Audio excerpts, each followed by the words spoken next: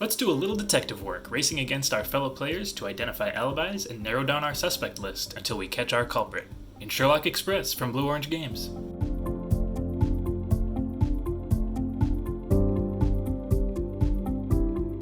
Hey, I'm Andy at Board Game Barrister, and this play-along tutorial is designed to guide you through your first game of Sherlock Express as you play it, so feel free to grab your game box and play along.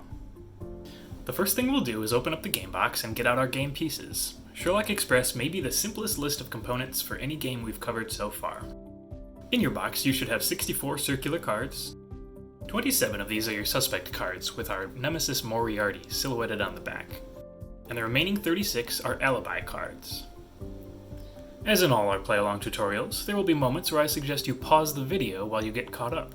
If you need to, let's take our first pause while you get your box opened up and separate these two stacks of cards. Okay, we're ready to get set up and start playing.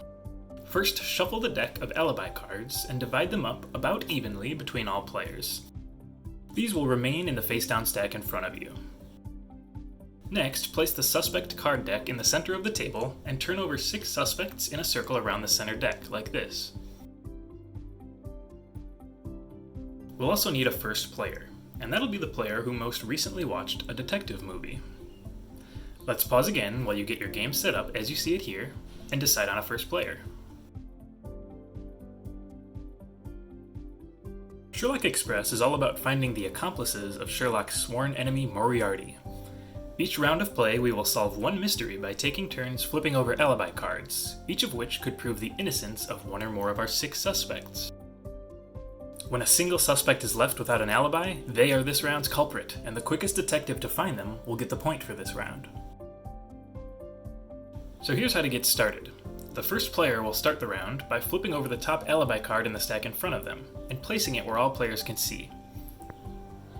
If you already have one or more alibis in front of you, any new cards you flip should go beside them so that they're all visible.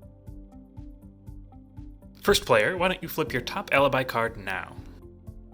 When flipping an alibi card, you should also say out loud what is on that card, whether it's an item like the monocle, a place like the sitting room, or a type of animal like a koala.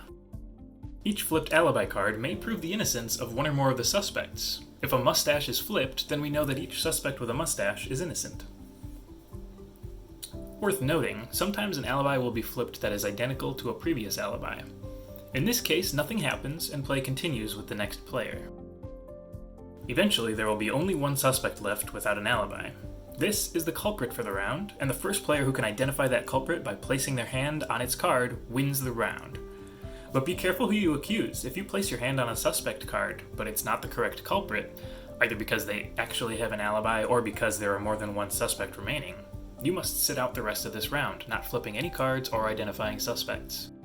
There is a special case that may arise, and that is when a final alibi proves the innocence of all the remaining suspects so that all 6 suspects have an alibi.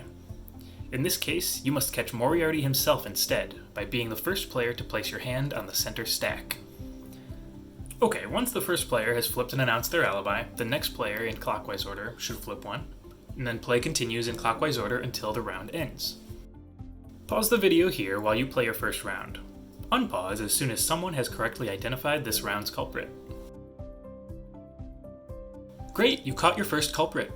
Here's how we'll get ready for the next round. First, the player who successfully caught the culprit gets to keep that suspect card as a point. If you happen to catch Moriarty by touching the center suspect stack, you'll keep the top card of the suspect deck, face down, instead. Replace last round's culprit with a new suspect card so that there are always 6 suspects. You of course won't need to replace anything if Moriarty was the one that was caught last round. Take the alibi cards in front of you and shuffle them back into your alibi stack, the one in front of you.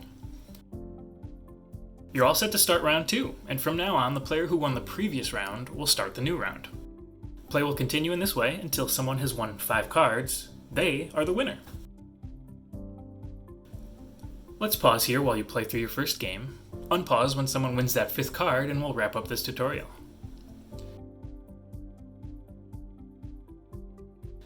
And we have a winner! Congratulations on your speedy deduction skills. You're ready to shuffle up and start game number 2.